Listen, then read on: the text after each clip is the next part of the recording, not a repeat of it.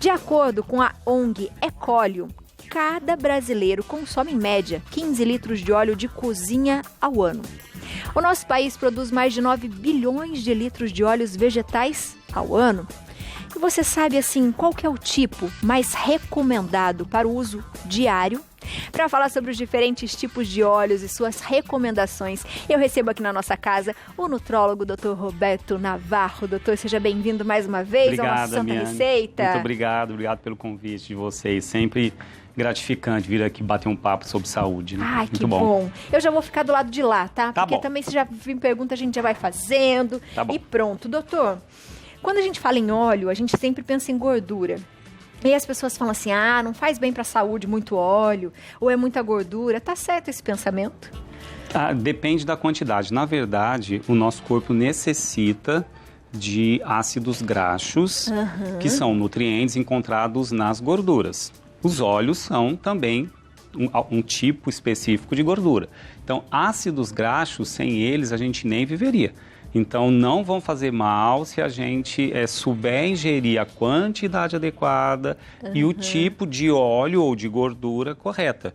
As propriedades nutricionais são interessantes. Os óleos, eles geralmente possuem vitamina E, né, além dos ácidos graxos. Muitos contêm alguns, vou falar de quais são, qual especificamente tem polifenol, que é um antioxidante muito bom.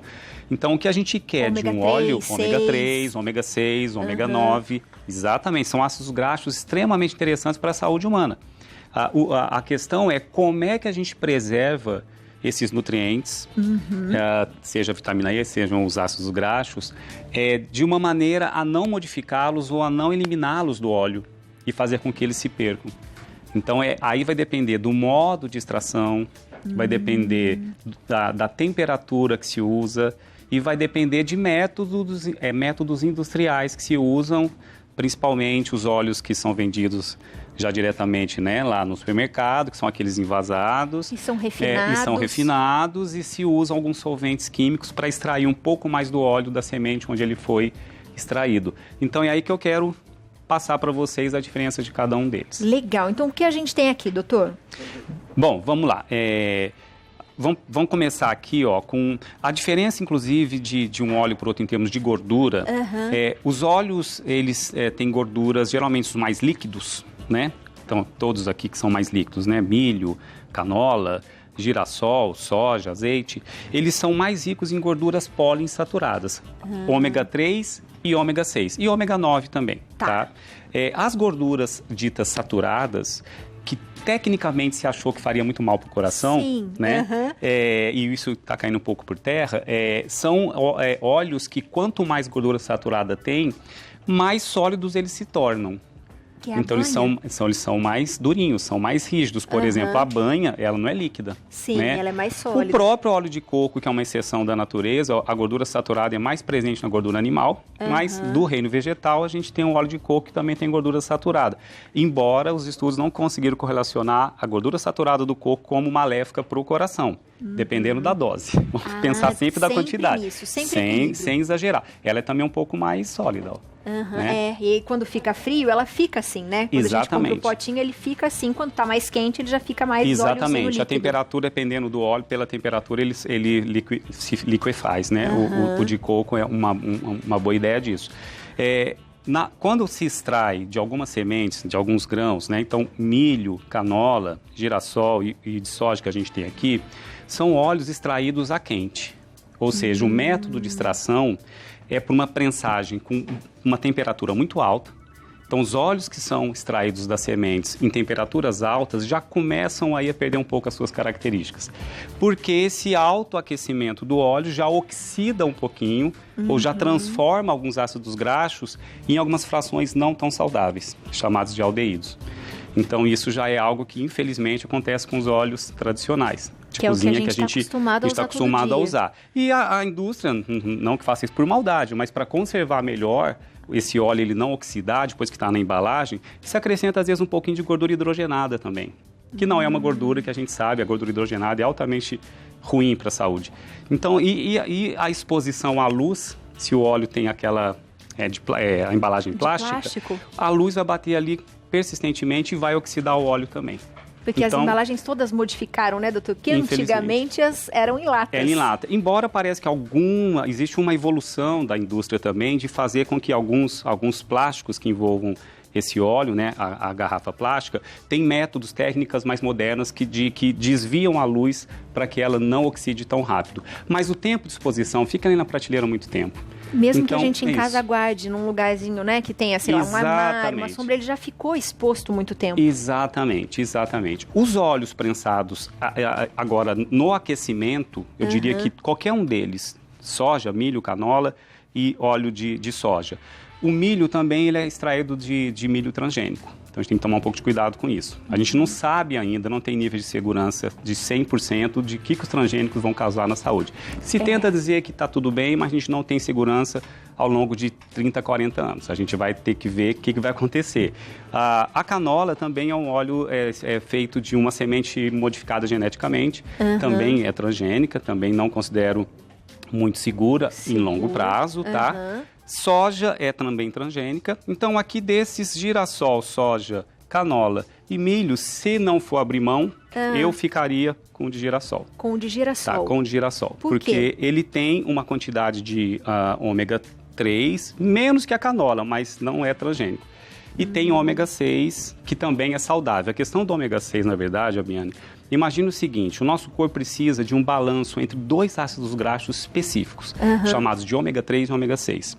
Eles entram numa cascata de reações que o corpo tem quando inflama. Então, se você tiver algum fator que leve a alguma inflamação, uma doença inflamatória, a obesidade é uma condição inflamatória, tem várias condições metabólicas chamadas pró-inflamatórias. O nosso sistema imunológico produz substâncias pró-inflamatórias derivadas do ácido graxo ômega 6. Tá? Então, aonde o ômega 6 está? Não só nos óleos, como o ômega 6 é presente também na gordura animal. Também é rico em ômega 6. Carne de vaca, carne de porco. Então, se a gente pegar um padrão alimentar muito exagerado em ômega 6, você vai ter respostas inflamatórias exageradas. Quem contrabalanceia isso um pouquinho é o ácido graxo ômega 3.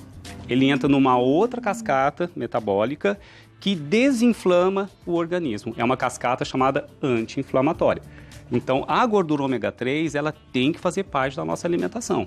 Porque ela vai equilibrar. Vai equilibrar. Você tem que ter uma resposta inflamatória. A inflamação leve, a resposta inflamatória leve é fisiológica, ela tem que existir.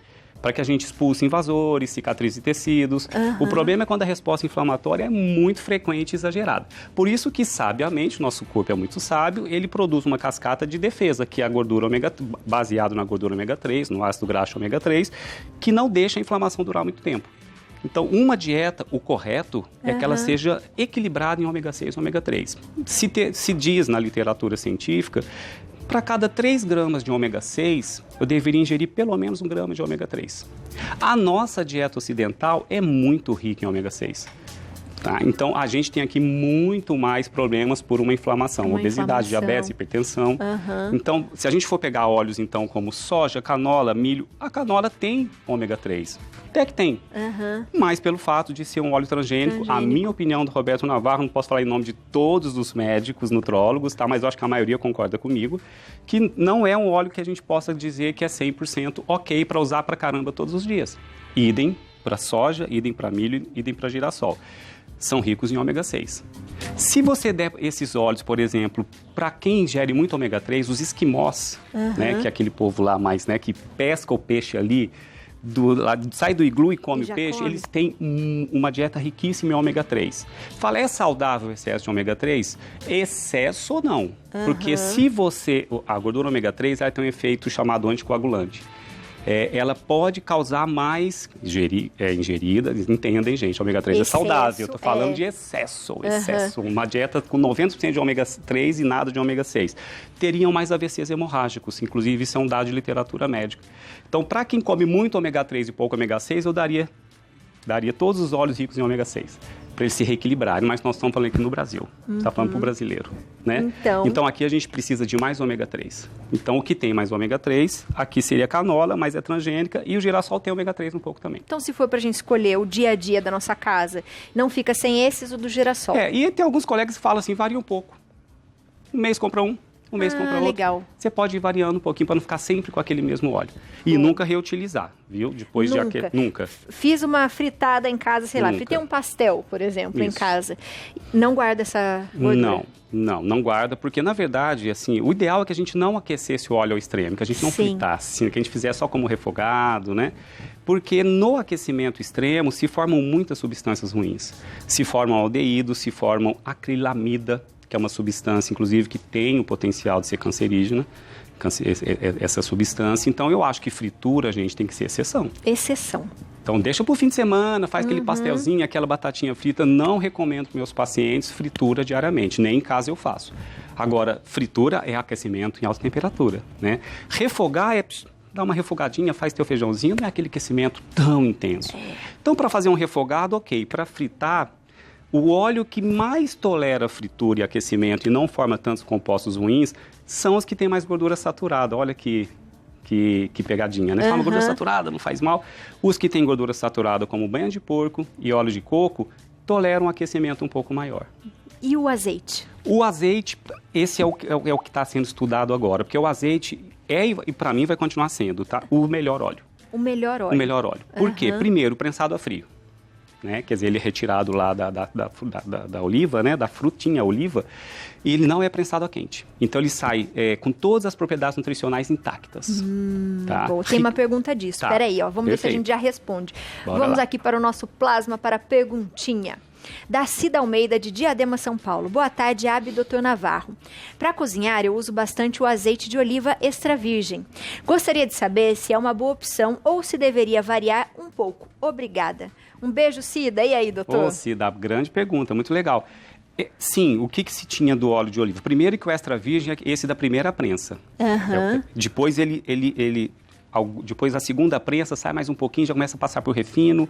Aí você já não recebe um azeite tão legal. Tem que tomar cuidado com o rótulo, inclusive, tá? Então, extra virgem. Extra virgem, de preferência, que tenha sido validade de no máximo 1 ano e que tenha sido produzido e envasado no mesmo local. Na mesma região. Isso é uma dica interessante. O óleo, riquíssimo em ômega 9, gordura monoinsaturada, inclusive, que é extremamente interessante para a saúde do coração também, né? Ele tem um pouco de ômega 6, mas muito pouco. Se achava, no aquecimento, ele perde as propriedades nutricionais, alguns estudos estão referendo que perde, mas não tanto. Então, ele não toleraria um aquecimento de horas numa fritura.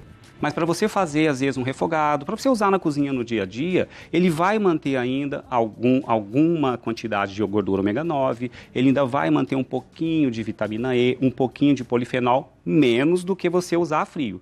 Tá? Usar para finalizar prato, na salada, mas ainda continua sendo um óleo interessante. Então, eu acredito que para o dia a dia na cozinha, o azeite extra virgem é uma excelente opção. Doutor, tá vindo bastante pergunta, a gente não tem aqui, mas as pessoas estão perguntando do óleo de algodão. O óleo de algodão também é similar ao óleo de soja, ao óleo de milho. Ele é rico em ômega 6. A maioria dos óleos das sementes tradicionais, girassol, milho, soja, canola, eles são boas fontes de ômega 6. Tá? Ômega 6 é que nem colesterol, Biana. A gente fala que colesterol faz mal. Não, colesterol nós produzimos no nosso corpo, nosso fígado produz, ele cumpre funções. A gente pode ter problemas quando circula no nosso sangue níveis exagerados. Então, ômega 6 é a mesma coisa. Não faz mal para ninguém porque faz parte de uma cascata importante metabólica. O problema é o excesso. Então, muito óleo refinado, rico em ômega 6, com uma dieta muito rica em gordura animal, a gente está somando 2 fatores de riscos exagerados. E muitas doenças no intestino, e vários tipos de inflamações, né? Isso. Tanto que em literatura a gente vê, às vezes, alguns óleos sendo colocados na berlinda e o que nunca foi ainda foi o azeite. E o óleo de coco está sendo bastante inocentado. E o óleo de coco? O óleo de coco, ele tem gordura saturada, tá? Embora tenha uma quantidade razoável. Tem gordura ômega 6 também e um pouquinho de ômega 3. O bacana do óleo de coco é que ele tem alguns ácidos graxos específicos que têm algumas propriedades interessantes na saúde humana. Por exemplo, é rico em ácido caprílico. O ácido caprílico é um bactericida e fungicida natural. Então, às vezes, tem pacientes que, usando até o ácido caprílico específico como suplemento, tá? É indicado, por exemplo, para candidíase de repetição, para quem tem infecções fúngicas frequentes. Então, você vê que é um tipo de óleo que comida em quantidade correta, Biane, por favor. Sem exageros, né, Vamos doutor? colocar, que quantidade é essa? Vamos colocar uma colher de sobremesa ao dia? Uma colher de sobremesa ao dia. Tá, porque se não a faz bem, então vou ingerir 1 litro. Não, já tá? Porque o excesso de gordura também não é interessante. Mas ele é um óleo com uma característica muito interessante. E por incrível que pareça, a banha de porco, tá? Que muita gente está voltando a usar, doutor. Por quê? Na verdade, parte da banha de porco é gordura saturada, tá? Ok. Quando eu falo gordura saturada, gente, é porque tem correlação com doença cardíaca, só que isso tem sido reavaliado por algumas diretrizes, tá? Porque a gordura saturada, em quantidades que não sejam exageradas, extremamente exageradas, ela não é maléfica para o coração, ela pode ser utilizada. A gente pode ingerir até 10% do total calórico de um plano alimentar na forma de gordura saturada. Isso dá um X por dia. Se você quiser comer esse X que você tem direito como banha de porco, ok, não vai te fazer mal.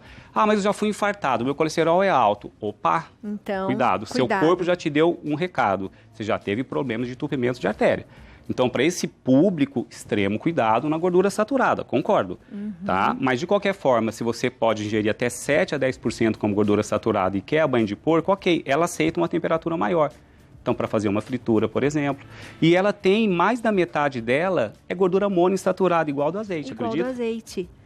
Por isso que começaram a falar da banha de porco. Começaram a falar bem dela de novo. O cuidado, aí vai um toque para vocês que estão em casa. Infelizmente, para conservar a gordura se oxida muito facilmente. E quando ela se oxida, ela muda o sabor, ela fica rançosa. Então, o que se faz, às vezes, para proteger isso? Tem muitas marcas que você vai comprar no supermercado de banho de porco que eles colocam gordura hidrogenada junto. Pode olhar no rótulo que vai estar escrito lá, gordura vegetal. Fala, banho de porco é animal, como é que tem gordura vegetal aqui? Quando eles colocam assim, é porque é para não oxidar. Aí você está ingerindo uma banha não tão bacana. Marromeno. E idem pro azeite, que também tem muita fraude no mercado. Fique de olho. Tem mais uma perguntinha aqui. Bora lá.